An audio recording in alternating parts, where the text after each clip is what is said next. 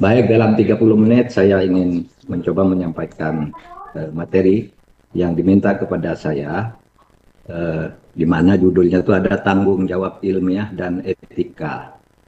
Sini ada, saya bedakan dua, karena ilmiahnya itu menurut saya sudah selesai, sudah paten kalau ilmiah dalam arti konsep.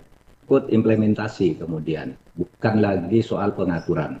Oleh sebab itu, materi saya ini akan mulai dulu dari bagaimana ilmiahnya itu berkembang dari waktu ke waktu sampai menjadi bangunan ilmu perundang-undangan seperti yang ada sekarang. Nah, saya akan mulai dari sejarah dulu sampai kita tahu bagaimana. Bapak Ibu sekalian, bahwa hukum perundang-undangan di Indonesia itu relatif baru ya. Untuk Indonesia, baru. Karena dulu tertib tata hukum kita rancu, kacau. Gitu. Dulu berlakunya tata hukum di awal kemerdekaan itu hanya berdasar pasal 2 aturan peralihan Undang-Undang Dasar 1945 yang menyatakan semua lembaga atau badan atau peraturan yang ada berlaku sampai ada yang baru menurut Undang-Undang Dasar. Nah, yang baru ini tidak ada. Sehingga pada waktu itu ilmu perundang-undangan itu berpedoman pada yang berlaku di Belanda, tapi sebenarnya tidak cocok untuk Indonesia. Misalnya begini, ada tata urutan perundang-undangan, terdiri dari WET itu undang-undang, lalu AMVB, Algemene Maatregel van Bestuur itu peraturan pemerintah, undang-undang, lalu ordonansi itu peraturan daerah, peraturan daerah jajahan Hindia Belanda yang dibuat oleh Volksraad dan Gubernur Jenderal Hindia Belanda. Lalu ada RV, Rekening Verordening, itu semacam keputusan kepala daerah. Jadi kacau seperti itu pada waktu itu, tidak jelas. Oleh sebab itu nanti kita lihat produknya. Dulu tidak ada ilmu perundang-undangan yang diciptakan di Indonesia sendiri. Tapi kita tidak ingin menyalahkan bahwa yang dulu bodoh, yang dulu jelek itu enggak. Pada waktu itu harus dimaklumi dan diapresiasi. Karena waktu itu suasana baru merdeka, revolusi, kita hanya berpedoman pada pasal 2 aturan peralihan. Sehingga yang dulu itu pun bagus karena bisa mengeluarkan aturan-aturan, cuma tidak sesuai dengan ilmu perundang-undangan. Berikutnya, halaman berikutnya adalah, ini kerancuan kita lihat. Jadi pada waktu itu dibuat berbagai jenis aturan yang tidak ada hierarkinya. Ada yang namanya undang-undang. Undang-undang itu dipakai untuk undang-undang pusat, misalnya undang-undang tentang otonomi daerah. Lalu dipakai juga untuk undang-undang daerah. Ada undang-undang pemilu Yogyakarta, ada undang-undang pemilu Klaten pada waktu itu, Kediri. Membuat undang-undang sendiri namanya juga undang-undang. Jadi rancu. Lalu ada maklumat wakil presiden, ada maklumat pemerintah. Ada undang-undang darurat. Itu tidak jelas. Kalau diterapkan ke empat tingkatan aturan perundang-undangan menurut peninggalan Belanda itu tidak ada tempatnya semuanya itu. Tapi jalan. Bahkan kekalnya juga yang sering didiskusikan sampai sekarang, Undang-Undang Dasar 45 itu baru diundangkan pada tahun kedua, pada tahun 1946. Itu pun isinya bukan hasil yang dibahas di PPKI dan BPKI. Isi Undang-Undang Dasar 45 yang diundangkan itu isinya yang dibahas ditambah penjelasan Undang-Undang Dasar. Yang kemudian otomatis dianggap satu paket, padahal itu tidak pernah dibahas. Menurut sumber, itu dibuat sendiri oleh Pak Supomo sebagai penjelasan, tapi dilampirkan ketika dimasukkan ke lembaran negara. Nah, disitulah pada tahun 1950, pemerintah mengeluarkan Undang-Undang Nomor 2 yang agak sedikit menjelaskan, meskipun ini tidak menyelesaikan kekacauan itu, yaitu adanya ketentuan tentang harus adanya lembaran negara dan berita negara, di mana lembaran negara itu memuat semua undang-undang, sedangkan berita negara memuat peraturan pemerintah. Lembaran negara itu memuat semua undang-undang dan peraturan pemerintah, berita negara itu memuat selain itu.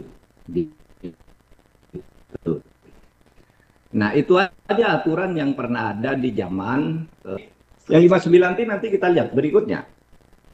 pada era demokrasi terpimpin. Berikutnya, slide-nya. Jadi dimulai dengan dekret Presiden 5 Juli tahun 1959. Itu kok enggak bergerak anunya? Ke halaman 4. Siapa? Dari sana ya? Tidak bergerak. Dimulai dari dekret Presiden 5 Juli 1959, di mana Presiden kemudian waktu itu membuat satu perubahan undang-undang dasar dengan membubarkan konstituante, mencabut berlakunya undang-undang dasar, yang itu lalu diperdebatkan. Meskipun tentu saja itu bisa ada alasannya, karena alasan Bung Karno waktu itu mengeluarkan dekret itu ya negara darurat, karena dalilnya tuh salus populi suprema lex, keselamatan rakyat tuh lebih tinggi kedudukannya dari undang-undang dasar, kira-kira begitu. Tapi isinya juga dipersoalkan, ya. Isinya juga dipersoalkan. Itu tayangannya enggak muncul, Bu Arum. Nah, saudara, pada zaman demokrasi terpimpin ini, pada sesudah dekret, juga banyak terjadi kekacauan di bidang perundang-undangan. Misalnya pada waktu ada Perpres, penetapan presiden. Penetapan presiden itu sama dengan undang-undang. Tetapi apa? Penetapan presiden itu dibuat sepihak oleh Bung Karno.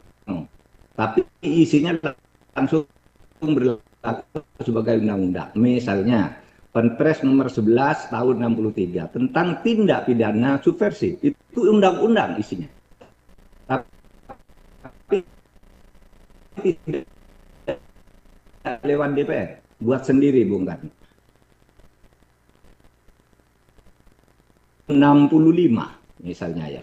Perpres nomor masalah penodaan agama. Nah, karena Perpresnya isinya sama dengan undang-undang, maka di era Orde Baru itu ditingkatkan menjadi undang-undang melalui nomor 5, Undang-Undang 5 tahun 69. Nah, Perpresnya juga ada kekacauannya. Ada undang-undang namanya dibuat oleh Presiden Soekarno bersama DPR itu ada. Tapi ada Perpres yang sama dengan undang-undang. Bung Karno membuat sendiri tapi dibantu oleh sebuah Dewan Nasional yang kemudian bernama Dewan Pertimbangan Agung itu. Nah, dari sini terjadi kekacauan-kekacauan sehingga hukum dibuat secara sepihak di era demokrasi terpimpin itu juga isinya kacau karena mempercampurkan antara peraturan dan keputusan. Jadi Perpres itu seharusnya kalau memang undang-undang dengannya maka dia hanya memuat rilis umum abstrak, tapi dia memuat juga keputusan pembubaran ini, pembubaran itu pakai Perpres juga. Harusnya kan cukup dengan Kepres. Jadi di situ terjadi masalah perundang-undangan kita tidak tertata. Sehingga saya katakan kita dulu memang belum punya ilmu perundang-undangan. Nah, halaman berikutnya di era Orde Baru. Bapak Ibu sekalian, Orde Baru kemudian menyadari ini. Kekacauan yang terjadi di masa-masa sebelumnya itu karena tata peraturan kita itu kacau balau. Tidak jelas mana yang lebih tinggi antara maklumat dengan undang-undang, maklumat pemerintah dengan maklumat wakil presiden, Perpres dengan undang-undang, itu tidak jelas. Sehingga Orde Baru mulai menata, kita harus membuat tata baru. Maka keluarlah TAP MPRS nomor 20 tahun 66 dengan menggunakan Stufenbo teori hukum berjenjang.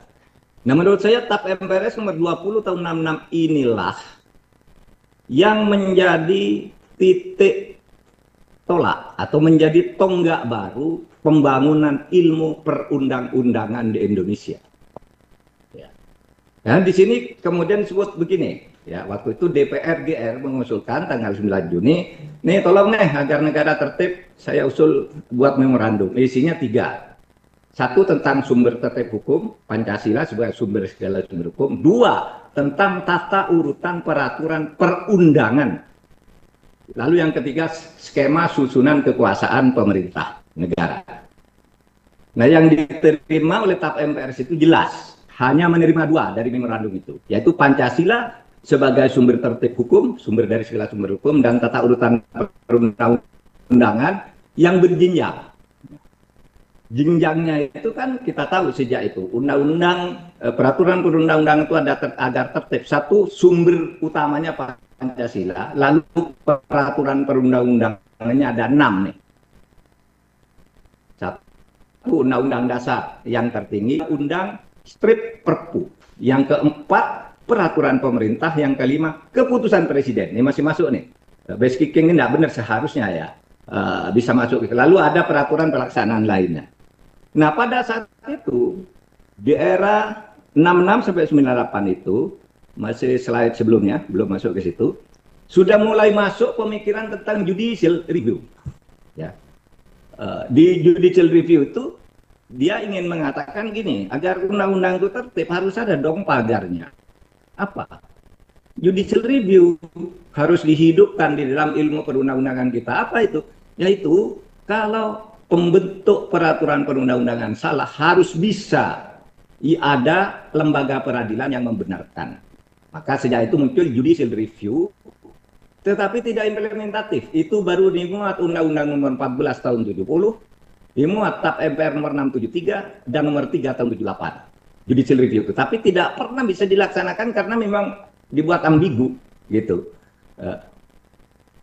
Kemudian sejak itu, sejak TAP MPR 2066 itu, kemudian sudah mulai muncul karya ilmiah. Ilmu perundang-undangan menjadi sebuah ilmu yang menjadi mata kuliah sendiri. Sesudah itu namanya mata kuliah Tata Hukum Indonesia. Yang intinya itu TAP MPRS nomor 20 tahun 66. Saya dapat kuliah ini di semester pertama dulu. Ada pengantar ilmu hukum, ada pengantar tata hukum yang isinya tuh TAP MPRS nomor 20 tahun 66. Di sana tertulis MPRS yang benar. Nah, lalu banyak disertasi, ada disertasinya Pak Hamid Atameme, kemudian muncul disertasi, tulisan-tulisan itu ilmu perundang-undangan yang kemudian memperbarui ilmu-ilmu yang tadi amburadul itu. Coba ke halaman berikutnya sekarang.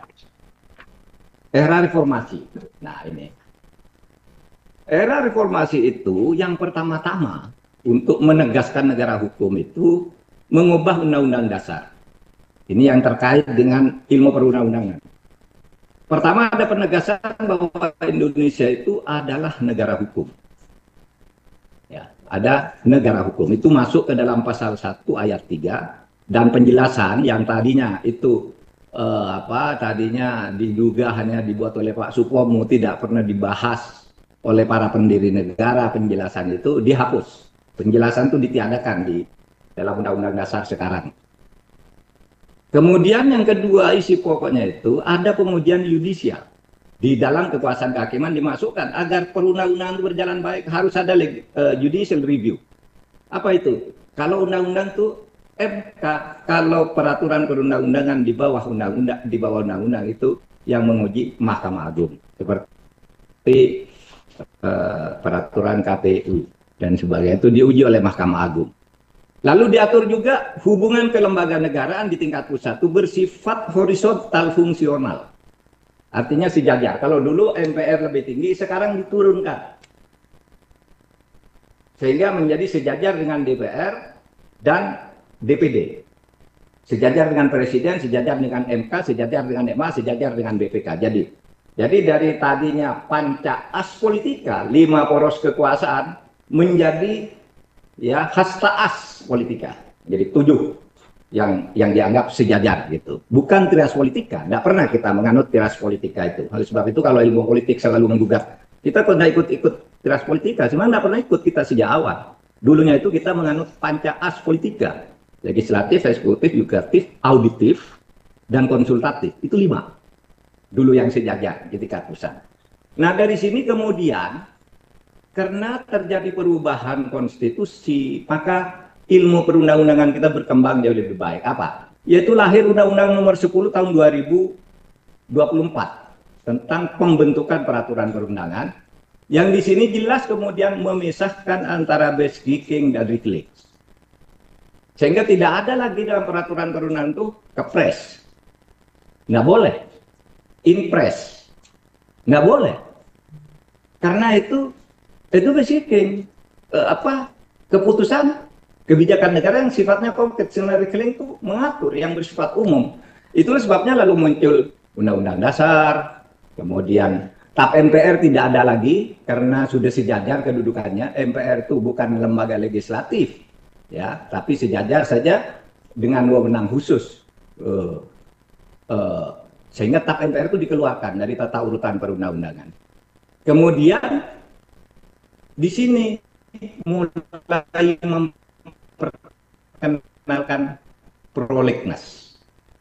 Prolegnas ini bingkai keilmuan. Untuk apa sih prolegnas? Prolegnas itu adalah potret politik hukum. Prolegnas itu potret. Kalau Anda ingin tahu politik hukum kita mau kemana, itu lihat prolegnas. Ada semua. Oh, hukum kita tahun depan ini, tahun berikutnya ini, tahun berikutnya itu. Diatur. Sekaligus prolegnas ini pagar. Pagar apa? Agar orang tidak suka-suka membuat undang-undang. Karena dulu kalau orang calon legislatif, kampanye saya membuat undang-undang ini. Calon menteri, kampanye saya membuat undang-undang ini. Padahal sudah ada.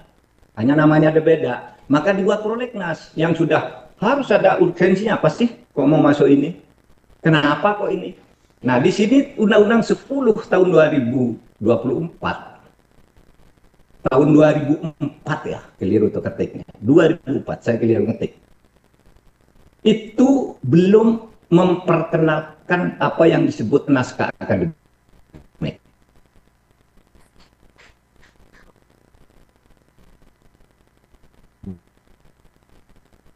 Belum ada.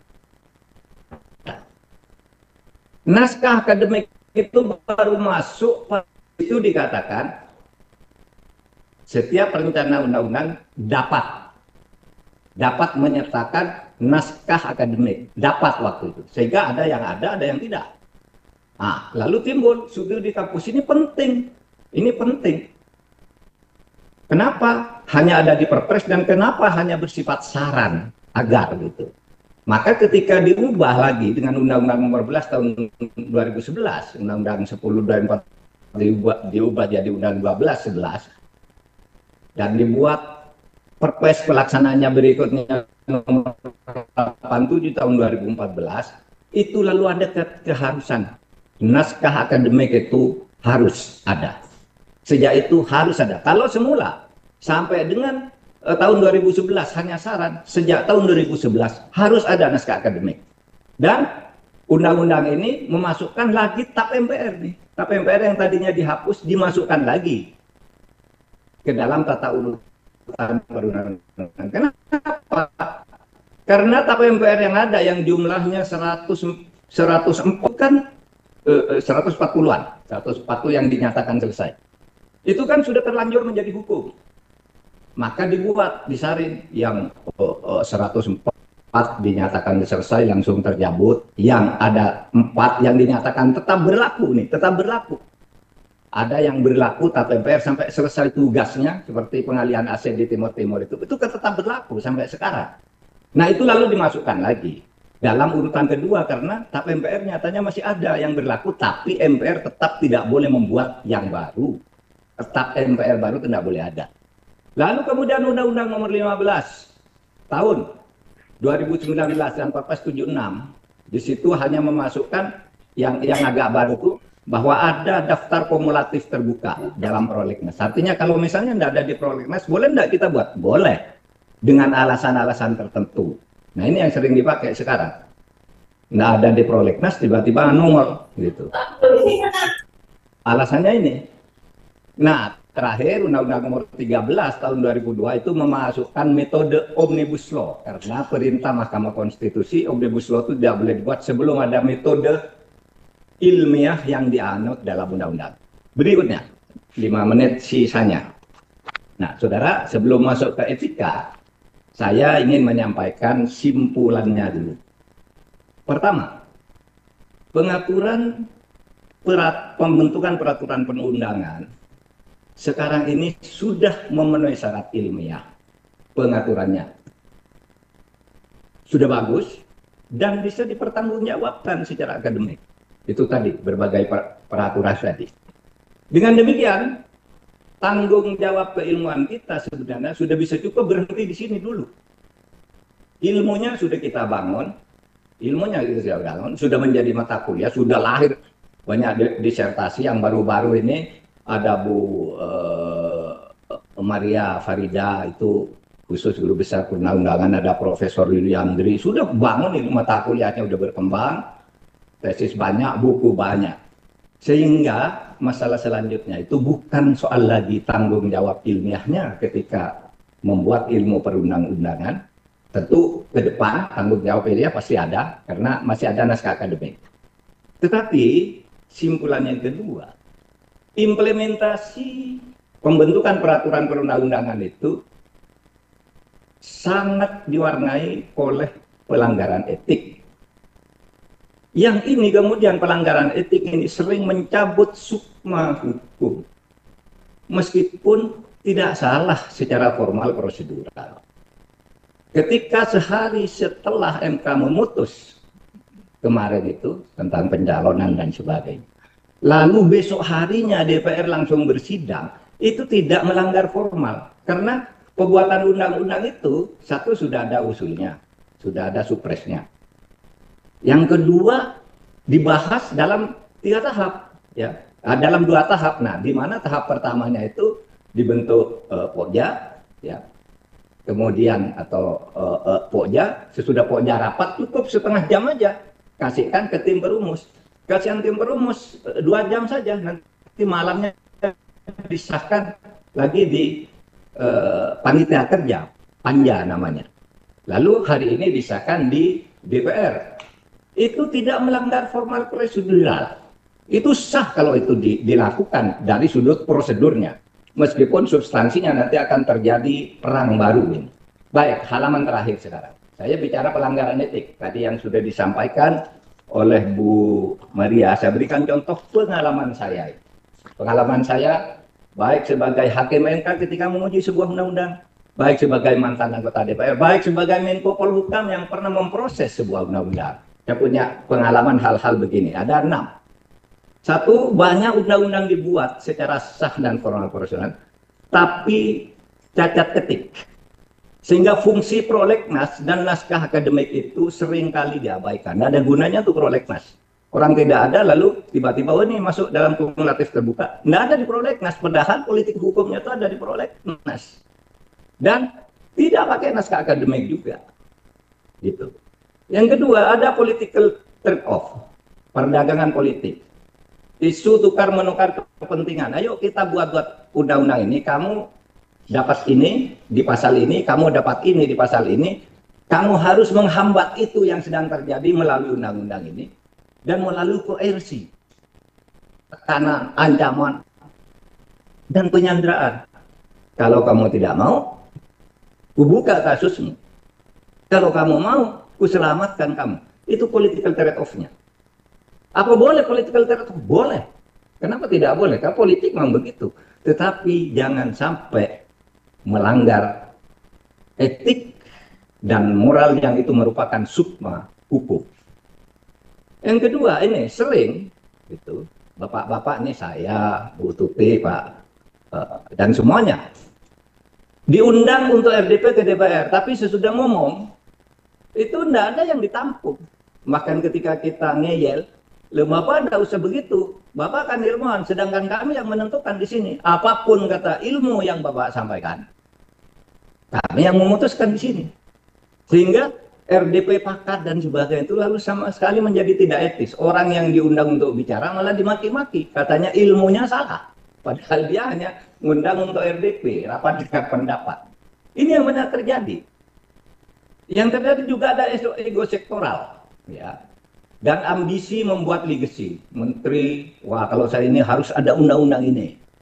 Lalu pinjam tangan, menitip agar sebuah naskah akademik itu yang sudah ditolak di tingkat eksekutif dititipkan ke 13 anggota DPR.